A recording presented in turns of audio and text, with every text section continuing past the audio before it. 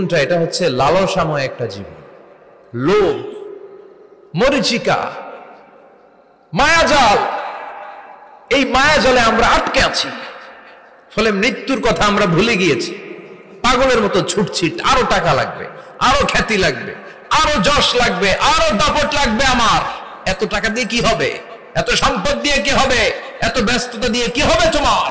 Stop, থামুন, অনেক হয়েছে, আন্না থামুন। Take a rest, take a breath and think about death. Think that you have to go back to your Lord. একটু বসেন না, একটু ভাবেন যে আমাকে চলে যেতে হবে, চলে যেতে হবে। এই কোলাহল, এই ব্যস্ততা, এগুলো থাকবে, থাকবো না আমি। সাইয়েদনা ওমর ফারুক বলেছেন, মুতু ক্বাবলা আন তামুতু, মরার আগে একবার মরো। হাসিবু ক্বাবলা আন তুহাসাবু আলাইকুম, তোমার হিসাব নেওয়ার আগে তুমি একবার নিজের হিসাবটা করো না। কাগজ বের করে একটু লিখো না কি কি ভালো কাজ করছিলা, যেগুলো দিয়ে নাজাতের ওসিলা হতে পারে, 1 2 3, আর কি কি আকাম কুকাম করছো দেখো না, লিখে দেখো তোমার অবস্থাটা কি। মরার আগে একবার মরো। মরার আগে খাটের মধ্যে শুয়ে শটান করে চোখ বন্ধ করে একবার মরার ভান করে দেখেন কেমন লাগে। চোখটা বন্ধ করেন আর ভাবেন আপনি নাই, কি কি হতে পারে ভাবেন। আপনার ছেলেমেয়েরা কান্না জুড়ে দিবে, আপনার প্রাণের স্ত্রী বিলাপ শুরু করে দিবে, বন্ধু বান্ধবের চিৎকার আর মাতম, স্থানীয় এলাকার মসজিদে ঘোষণা, অমুক এলাকার নিবাসী অমুক ভাই, অমুকের ছেলে অমুক দুনিয়ায় নাই। সব আত্মীয়রা চলে আসবে, ফেসবুকে স্ট্যাটাস দেয়া হবে, সবাই সবাইকে জানাবে বিকাল 4টায় অমুক হাই স্কুল ময়দানে আপনার জানাজা। ছুটে আসবে, সবাই ছুটে আসবে আপনাকে শেষ বিদায় দিতে, গুড বাই জানানোর জন্য, আল ওয়াদা, বিদায় জানাতে আসবে সবাই। 4 তাকবীর দিয়ে আপনার জানাজা হবে, অশ্রুসিক্ত জানাজায় আপনার বিদায় হবে। কাঠের খাটিয়ার মধ্যে করে কাঁধে তুলে আপনার কবরে নেওয়া হবে, আগে থেকে খুঁড়ে রাখা কবরটার মধ্যে আপনারে বিছিয়ে দেয়া হবে, বাঁশের কচি দিয়ে তার উপরে মাটির চাপা দিয়ে সব চলে যাবে। ভাবেন না একবার চোখ বন্ধ করে, this is the circle of life, this is the nature of life. এটা সবার হবে, আমার হবে, আপনার হবে। এত মায়া, এত ভালোবাসা কই যাবে? কেউ থাকবে না, সবাই আপনার অন্ধকার কবরে রেখে দিয়ে চলে আসবে। উপরে বাঁশের কঞ্চি, তার উপরে মাটির চাপা, অন্ধকার আর অন্ধকার। এই অন্ধকার যেন শেষ হতে চায় না, শুধুই অন্ধকার, ঠিক কিনা? এজন্য আমাদের চলে যেতে হবে। দাদা গেল, চাচা গেল, মামা গেল, আমাদেরকেও যেতে হবে, জোরে কোন ঠিক কিনা?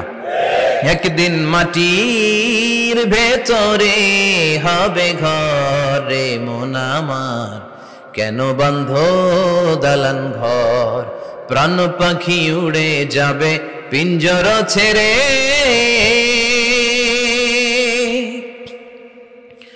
ধরা ধামে সবই রবে তুমি যাবে চলে, বন্ধু বান্ধব যত, মাতা পিতা যারা সুত, সবই হবে তোমার পরে, মন আমার কেন বন্ধ দালান ঘর, একদিন মাটির ভেতরে হবে ঘরে মন আমার, কেন বন্ধ দালান ঘর, ঠিক কিনা?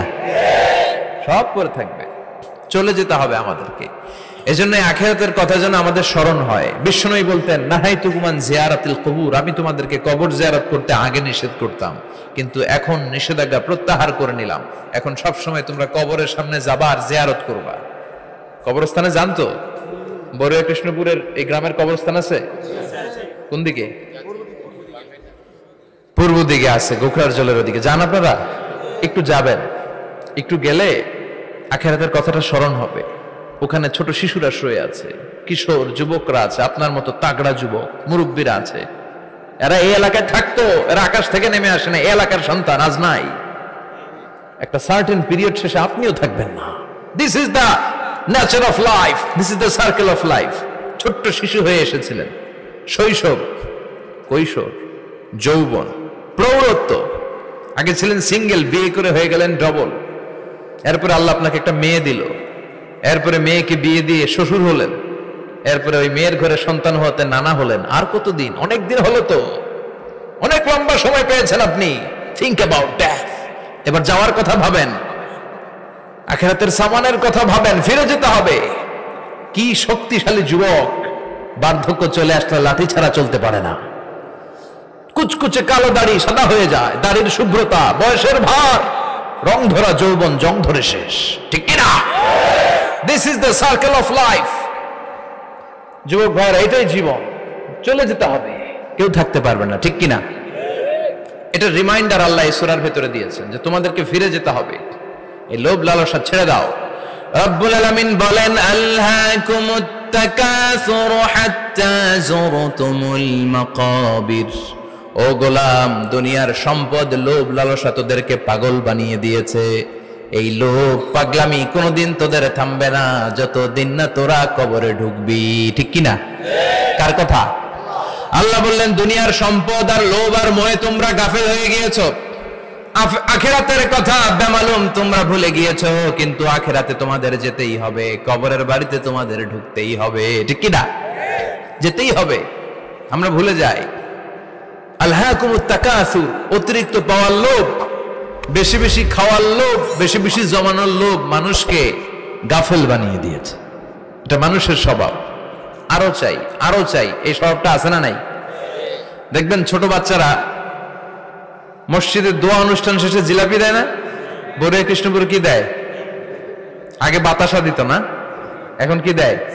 জিলাপি দেয়, মিষ্টি দেয়। তো মসজিদের 2-3 গেট থেকে যদি দেয়, ছোট বাচ্চারা দেখবেন এদিক দিয়ে কয়েকটা নিয়ে আবার ওই গেটে লাইন ধরে। ওর হাত হলো ছোট হাত, ওর হাত ভর্তি জিলাপি, আর নেওয়ার জায়গা না, এরপর আরেক জায়গায় লাইন ধরছে, আরো লাগবে আরো লাগবে, এই আরো আরো আরো চাই, এই স্বভাবটাই মানুষকে কুড়ে কুড়ে শেষ করে দিয়েছে। এত লাগবে কেন তোমার? চাহিদার কোনো শেষ নাই, unlimited demand of human being. যার আছে বেশি তার চাই বেশি, যার সাইকেল আছে তার হুন্ডা চাই, হুন্ডা আছে তো প্রাইভেট কার চাই, প্রাইভেট কার আছে তো প্লেন চাই, প্লেন আছে তো হেলিকপ্টার চাই, হেলিকপ্টার আছে তো ওইটা চাই, ওইটা আছে তো সেটা চাই, ঠিক কিনা? এলাকার মেম্বার যে হয়েছে চেয়ারম্যান হতে চায়, আছে না নাই? চেয়ারম্যান সাহেব এমপি হতে চায়, আছে না নাই? এমপি সাহেব মন্ত্রী হতে চায়, আছে না নাই? মন্ত্রী সাহেব প্রধানমন্ত্রী হতে চায়, আছে না নাই? কিন্তু এই দেশে সুযোগ নাই, কথা কন। এই দেশে প্রধানমন্ত্রী সিলেক্টেড, 2-3 জনের বাইরে কেউ প্রধানমন্ত্রী হইতে পারবি না, ঠিক কিনা?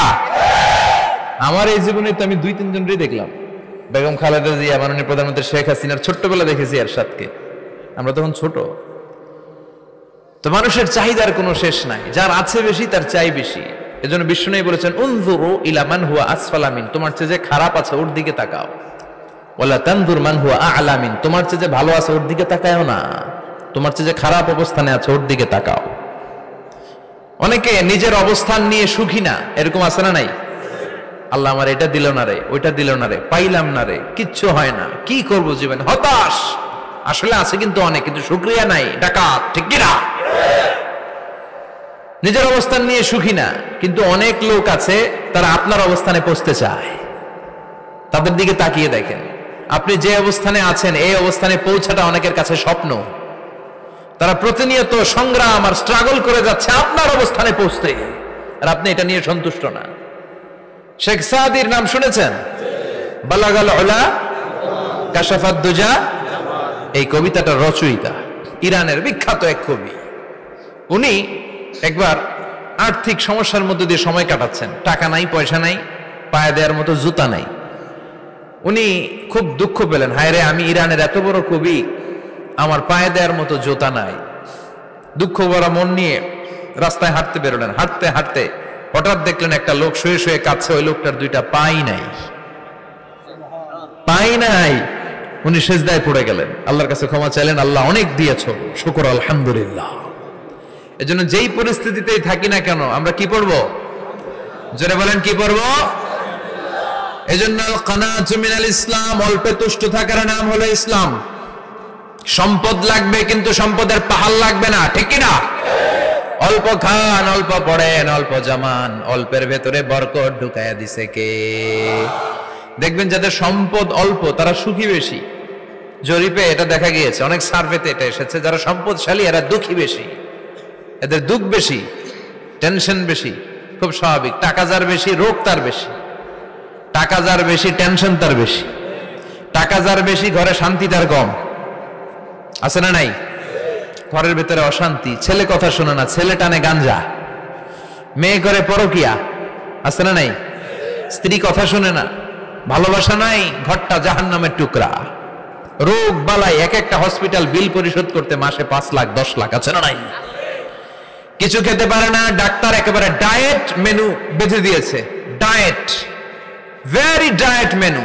এটা এটা এটা এটা কিছুই খাবেন না, শুধু গরু খাবেন না, খাসি খাবেন না, চিংড়ি খাবেন না, খালি ঘাস খাবেন। ইচ্ছে মতো ঘাস খাবেন, মানে ঘাস জাতীয় যত আইটেম আছে সব খাবেন। শাক খাবেন, সবজি খাবেন, সালাদ খাবেন। গরু, চিংড়ি, মুরগি, গোশত, ইলিশ কিছু খেতে পারে না। তাহলে রোগ বেশি, খাওয়ার মজা নাই, ঘরে সাংসারিক শান্তি নাই, খালি ব্যারাম আর ব্যারাম। ঠিক কিনা? কিন্তু সম্পদের পাহাড় ঘটেছে। আর অল্প যারা খায়, অল্প পড়ে, রিক্সাওয়ালা, কুলিওয়ালা, অল্প বেতনের চাকরি, কিন্তু হক হালালি মেনে চলে, দেখবেন শান্তি আছে অনেক। হ্যাঁ, বাসা ভাড়া দেয়, ফ্যামিলি চালায়, বাচ্চাদের স্কুল বিল, এরপরও মাস শেষে 1-2 হাজার টাকা হাতে থেকে যায়। আর ওর প্রতি মাসে 10 কোটি টাকা ইনকাম, তারপরও ব্যাংকের ঋণ আছে না নাই? সুখ কারে বলে? কিভাবে আপনি সুখকে ডিফাইন করবেন? সুখ তো টাকায় কিনা যায় না। শান্তি টাকা দিয়ে হয় না, শান্তি দেওয়ার মালিক কে?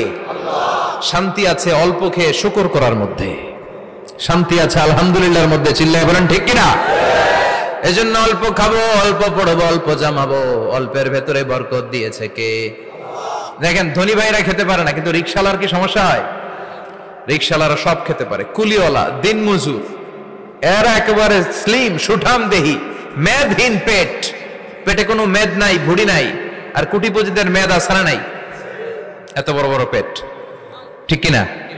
আমাদেরও পেট আছে, তবে হালাল পেট। এটা হারাম টাকা দিয়ে এই ভুড়ি বানাই নাই আমরা। ছেলে বলেন ঠিক কিনা? রিক্সাওয়ালা, কুলিওয়ালা নিজেও নামাজ পড়ে, বউও নামাজ পড়ে, বাচ্চাটাও নামাজ পড়ে, রিক্সা চালায় আর জিকির করে লা ইলাহা